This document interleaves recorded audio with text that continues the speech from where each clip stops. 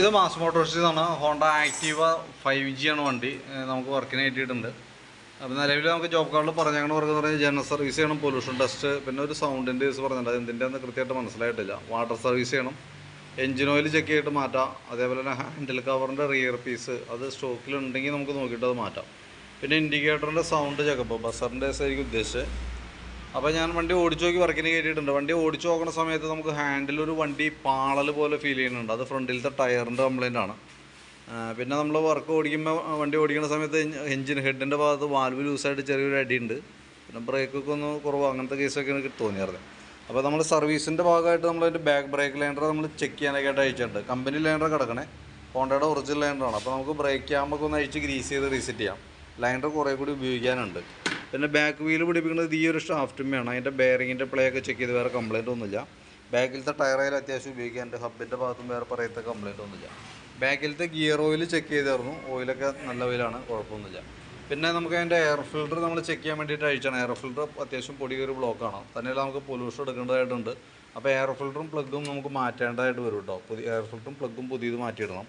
ക്ലച്ചിൻ്റെ ഭാഗം നമ്മൾ അഴിച്ച് ചെക്ക് ചെയ്യുന്നുണ്ട്. ക്ലച്ചിൻ്റെ ഭാഗം നമ്മൾ ചെക്ക് ചെയ്യുന്ന സമയത്ത് നമുക്ക് ഇവിടെ ക്രാങ്ക് ഷാഫ്റ്റിൻ്റെ സൈഡിലത്തെ ഓയിൽ സീൽ ലീക്ക് തുടങ്ങിയിട്ടുണ്ട്. ആരംഭമാണ്, കൈയോടെ തന്നെ നമുക്കത് മാറ്റിയിടാം. പിന്നെ നമ്മളതിൻ്റെ ബെൽറ്റിൻ്റെ കണ്ടീഷൻ നോക്കുമ്പോൾ ബെൽറ്റിൻ്റെ ഈ സെൻറ്റർ ഭാഗത്തേക്ക് നോക്കുമ്പോൾ ഇവിടെ ഒരു ചെറിയ പൊട്ടൽ പോലെ ഉണ്ട് കേട്ടോ. അത് ചില ഭാഗങ്ങൾ കുറച്ച് കൂടുതലായിട്ട് കാണുന്നുണ്ട്. ഈ സൈഡൊക്കെ ഒരല്പം കൂടുതലുണ്ട് കേട്ടോ. അപ്പോൾ നമുക്ക് അത്യാവശ്യം നല്ല രീതിയിലുള്ള ഓട്ടം ഉണ്ടെന്നുണ്ടെങ്കിൽ ബെൽറ്റ് മാറ്റി കളയാനാണ് ബെറ്റർ. ഇനി നേരെ മറിച്ച് ചെറിയ ചെറിയ ഓട്ടങ്ങളുള്ളൂ, വലിയ ലോങ് ഡ്രൈവ് ഒന്നും ഇല്ലെങ്കിൽ നമുക്ക് അടുത്ത സർവീസിലായാലും മാറ്റിയാൽ മതി. ഇത് ചില പൊട്ടലുകൾ കൂടുതൽ കാണുന്നുണ്ട്. അപ്പോൾ ശരിക്കും മാറ്റി കളയാനാണ് ഏറ്റവും നല്ലത്. റിസ്ക് ഇല്ലാണ്ട് നമുക്ക് ഓടിക്കാനായിട്ട് പറ്റും. എസ്റ്റിമേറ്റിൽ ഞാൻ ബെൽറ്റ് ഉൾപ്പെടുത്തുന്നുണ്ട്. വീഡിയോ കണ്ടിട്ട് നോക്കിയിട്ട് റിപ്ലൈ ഇട്ടാൽ മതി. എന്തായാലും അതനുസരിച്ചിട്ട് നമ്മൾ ചെയ്യുള്ളൂ. ഓട്ടം കൂടുതലാണെങ്കിൽ ഉറപ്പായിട്ടും മാറ്റി കളയണം കേട്ടോ. പിന്നെ നമ്മളതിൻ്റെ ഓരോ ക്ലച്ചിൻ്റെ ഭാഗങ്ങൾ നമ്മൾ ചെക്ക് ചെയ്യണമെന്നുണ്ട്. അപ്പോൾ ഈ ക്ലച്ച് ഷൂന് ചെറിയൊരു കംപ്ലയിൻ്റ് ഉണ്ട്. ഇവിടെ ചെറുതായിട്ട് ക്ലച്ച് ഔട്ടറിനകത്ത് പിടിക്കുന്നുണ്ട് കേട്ടോ. അപ്പോൾ അതുകൊണ്ട് തന്നെ വണ്ടി ഓടിക്കുന്ന സമയത്ത് ഒരു ജർക്കിങ് കാണിക്കണം അതിൻ്റെയാണ്. തൽക്കാലം നമുക്കത് ക്ലീൻ ചെയ്തിടാം. അത് 100% മാറണമെന്നുണ്ടെങ്കിൽ ക്ലച്ച് ഔട്ടറും ഈ ക്ലച്ച് ഷൂ മാറ്റിയാലാണ് ശരിയാവുള്ളൂ. അത് തൽക്കാലത്തേക്ക് ക്ലീൻ ചെയ്ത് യൂസ് ചെയ്താൽ മതി. തീരെ പറ്റാണ്ടാകുമ്പോൾ മാറ്റി കളഞ്ഞാൽ മതി കേട്ടോ. കാരണം അത് രണ്ടും കൂടി വരുമ്പോൾ ഏകദേശം ഒരു 2250 രൂപ 2300 അടുത്ത് നമുക്ക് അതിന് മാത്രം ചിലവുള്ള കേസാണ്. അപ്പോൾ പരമാവധി ഉപയോഗിച്ചിട്ട് മാറ്റിയാൽ മതി. പിന്നെ എഞ്ചിൻ ഹെഡിൻ്റെ ഭാഗത്തേക്ക് വരുമ്പോൾ ഇവിടെ ഹെഡ് കവർ ലീക്ക് ഉണ്ട്. ഗ്യാസ്കറ്റ് മാറണം. അത് ആ സൈഡ് അഴിച്ച് മാറ്റേണ്ടതാണ്. കൂട്ടത്തിൽ കൂടെ നമുക്ക് അതിൻ്റെ വാൽവ് ലൂസ് ഉണ്ട്, അത് ചെറുതായിട്ട് അടിക്കണമുണ്ട്. അപ്പോൾ അതും കൂടി കൂട്ടത്തിൽ കൂടെ നമുക്ക് സെറ്റ് ചെയ്ത് വിടാം. പിന്നെ നമുക്ക് ഫ്രണ്ട് ഭാഗത്തേക്ക് വരുമ്പോഴത്തേക്കും ഫ്രണ്ടിലത്തെ ഷോക്കിൻ്റെ ഫ്രണ്ട് കുഷ്യൻ്റെ ബുഷ് കംപ്ലയിൻ്റ് ഉണ്ട്, നല്ല രീതിയിൽ ഓവലായി പോയിട്ടുണ്ട്. അപ്പോൾ അത് നമുക്കൊന്ന് ചേഞ്ച് ചെയ്തിടണം.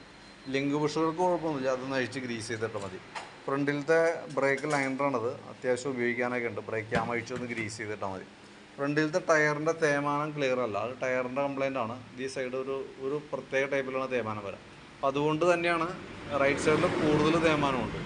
അതുകൊണ്ടാണ് വണ്ടി ഓടുന്ന സമയത്ത് ഒരു പാളിച്ച കാണിക്കുന്നത് കേട്ടോ. അപ്പോൾ ടയർ മാറ്റി ബുഷ് സെറ്റ് മാറ്റുന്ന ഫ്രണ്ടിലത്തെ കുഷ്യൻ്റെ ബുഷൊക്കെ മാറ്റിയിട്ട് ടയർ മാറ്റാനായിട്ട് ഉദ്ദേശിക്കുന്ന ടയർ മാറ്റിയിട്ട് ആ പ്രോബ്ലം അവിടെ തീർന്നു പോകും. ഇടുമ്പോൾ നമുക്ക് MRFൻ്റെയോ അതല്ലെങ്കിൽ അപ്പോളോൻ്റെ ഏതെങ്കിലും യൂസ് ചെയ്യണതായിരിക്കും കുറച്ചുകൂടി ബെറ്റർ. പിന്നെ നമുക്ക് ബാറ്ററി നമ്മൾ ചെക്ക് ചെയ്യണം. 2024 മോഡൽ ബാറ്ററിയാണ് കേട്ടോ. ഞാൻ അതിൻ്റെ വോൾട്ട് കാര്യങ്ങളൊക്കെ നമ്മൾ ചെക്ക് ചെയ്തു. 13.10 റേഞ്ച് വരെ വോൾട്ട് കാണിക്കുന്നുണ്ട്. ലോഡ് കൊടുക്കുമ്പോൾ 9.30 വരെ, അപ്പോൾ 9.3 കാണിക്കുന്നുണ്ട്. അപ്പോൾ നിലവിൽ പ്രോബ്ലം ഒന്നുമില്ല, ഉപയോഗിക്കുന്നതിന് വേറെ പ്രോബ്ലം ഒന്നുമില്ല കേട്ടോ. Secondary filter unit air filter പോലെ തന്നെ ഒരു ഫിൽറ്ററാണ് സെക്കൻഡറി ഫിൽറ്റർ എന്ന് പറഞ്ഞാൽ മൊത്തം പൊടിഞ്ഞു പോയേക്കാണ്. അത് നമുക്ക് മാറ്റണം. ഏകദേശം ഒരു 50 താഴെ നമുക്ക് അതിന് കോസ്റ്റ് ഉണ്ടുള്ളൂ. പിന്നെ എഞ്ചിൻ ഓയിൽ മാറ്റാം. അപ്പോൾ ഇത്രയും കേസാണ് മെയിനായിട്ടുള്ളത്. അപ്പോൾ ഞാൻ അതിൻ്റെ ഏകദേശം ഒരു എസ്റ്റിമേറ്റ് ആക്കിയിട്ട് അതിൻ്റെ ഡീറ്റെയിൽസ് വാട്സാപ്പിലേക്ക് സെൻഡ് ചെയ്തിടാം. അപ്പോൾ ഞാൻ എസ്റ്റിമേറ്റ് ഉൾപ്പെടുത്തുന്ന ഭാഗങ്ങൾ ജസ്റ്റ് ഒന്നും കൂടി ഒന്ന് പറഞ്ഞിടാം. എഞ്ചിൻ ഓയിൽ ഞാൻ എസ്റ്റിമേറ്റിൽ ഇടുന്നുണ്ട്. ഓയിലിടുമ്പോൾ ഓയിൽ ബോൾട്ടിൻ്റെ വാഷ് ഓറിങ് ഉൾപ്പെടുത്തുന്നുണ്ട്. സെക്കൻഡറി ഫിൽറ്റർ യൂണിറ്റ് ഉൾപ്പെടുത്തുന്നുണ്ട്. എയർ ഫിൽറ്ററും പ്ലഗ് ഉൾപ്പെടുത്തുന്നുണ്ട്. ഹെഡ് കവറിൻ്റെ ഗ്യാസ്കറ്റും മൗണ്ട് റബ്ബറും ഉൾപ്പെടുത്തുന്നുണ്ട്. പിന്നെ ഫ്രണ്ടിലേക്ക് വരുമ്പോൾ ഫ്രണ്ടിലത്തെ ടയറിൻ്റെ കേസ് നിങ്ങൾ നോക്കിയിട്ട് പറഞ്ഞാൽ മതി. അത് എസ്റ്റിമേറ്റ് ഞാൻ ഇടണില്ല, നോക്കിയിട്ട് പറഞ്ഞാൽ മതി. അതിനകത്ത് ഗ്രീൻ ബുഷ് ഉൾപ്പെടുത്തുന്നുണ്ട്.